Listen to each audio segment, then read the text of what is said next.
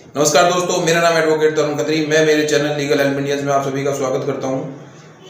दोस्तों, मेरे इस चैनल को बनाने का उद्देश्य यही है कि मैं मेरे वीडियोस के माध्यम से सभी इंडियंस तक उनके लीगल राइट्स बता सकूं और भारतीय कानून ने क्या क्या अधिकार सभी भारतीयों को दिए गए हैं उन अधिकारों के बारे में उनको बता सकूं। फ्रेंड्स, आज इस टॉपिक पे हम बात करने वाले हैं। उस टॉपिक का नाम है section 13 of Hindu marriage act 1955।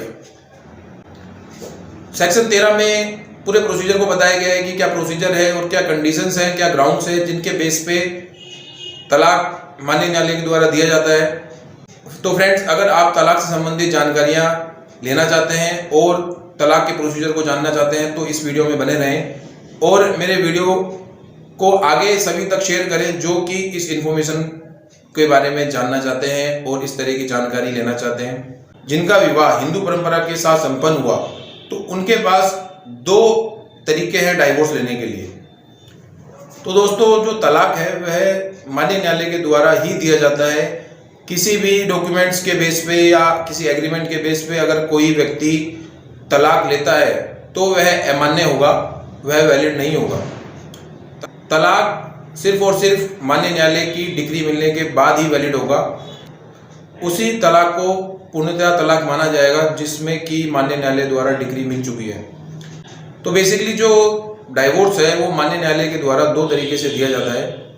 जो हिंदू एक्ट बताता है, हिंदू लॉ में जो प्रोसीजर बताई गई है डाइवोर्स लेने के लिए वह दो तरीके से बताई गई है। फ्रेंड्स, पहला तो सेक्शन 13B के अंतर्गत अगर कोई व्यक्ति म्यूचुअली तलाक लेना चाहते हैं, जैसे पति और पत्नी दोनों अपनी सहमति से तलाक लेना चाहते हैं, तो वह 13B में एक पिटीशन माननीय न्यायालय के समक्ष पेश करेंगे और माननीय न्यायालय उस पिटीशन को पढ़ने के पश्चात उन्हें एक 6 मंथ की डेट देता है। और अगर माननीय न्यायालय को लगता है कि कोई वैलिड ग्राउंड है कि वो डाइवोर्स लेना चाहते हैं वे किसी वैलिड ग्राउंड की वजह से, तो माननीय न्यायालय एक 6 मंथ का एक डेट देके उस 6 मंथ की डेट पे दोनों के बयान होकर माननीय न्यायालय डिग्री दे देता है। तो फ्रेंड्स, ये तो हमने बात करी कि अगर हम म्यूचुअली डाइवोर्स लेना चाहते हैं तो कई कंडीशन में ये होता है कि पति लेना चाहता है और पत्नी नहीं देना चाहती, या फिर पत्नी लेना चाहती है और पति नहीं देना चाहता। तो इस कंडीशन में क्या राइट है पति और पत्नी के? तो इस कंडीशन में जहां एक पक्षकार लेना चाहता है डाइवोर्स और दूसरा पक्षकार नहीं देना चाहता, तो उस पक्षकार के पास एक वैलिड ग्राउंड होना चाहिए कि मैं इस ग्राउंड की वजह से, इस कारण की वजह से दूसरे पक्षकार से तलाक लेना चाहता हूं। तो फ्रेंड्स, उसके लिए सेक्शन 13A के अंतर्गत एक पिटीशन तैयार होती है जो कि वन साइडेड डाइवोर्स के लिए है, जिसमें एक पक्षकार लेना चाहता है। उसमें बेसिकली कुछ महत्वपूर्ण कारण हैं जिन महत्वपूर्ण कारण की वजह से ही माननीय न्यायालय तलाक के लिए ऑर्डर करता है। जैसे फ्रेंड्स, विवाह के बाद पति और पत्नी 2 साल से अलग रह रहे हैं तो एक पक्षकार डाइवोर्स के लिए अप्लाई कर सकता है।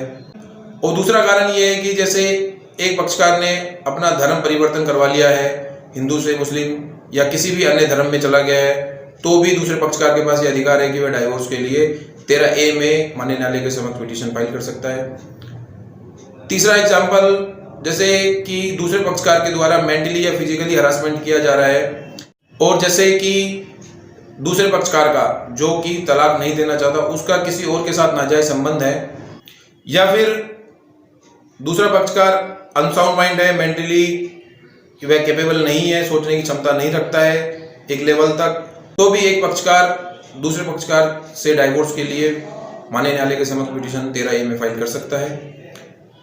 तो फ्रेंड्स, आज हमने बात करी डाइवोर्स की, सेक्शन 13A और 13B, जिसमें कि डाइवोर्स के प्रोसीजर को और डाइवोर्स के ग्राउंड्स के बारे में बताया गया है कि 13B में म्यूचुअली डाइवोर्स के बारे में और 13A के अंतर्गत वन साइडेड डाइवोर्स के बारे में बताया गया है। फ्रेंड्स, मेरी वीडियो अगर अच्छी लगी तो मेरी वीडियो को लाइक करें और चैनल को सब्सक्राइब करें जिससे कि आगे भी आपको कानून से संबंधित जानकारियां, कानूनी जानकारियां आपको मिल सके। धन्यवाद। जय हिंद, वंदे मातरम।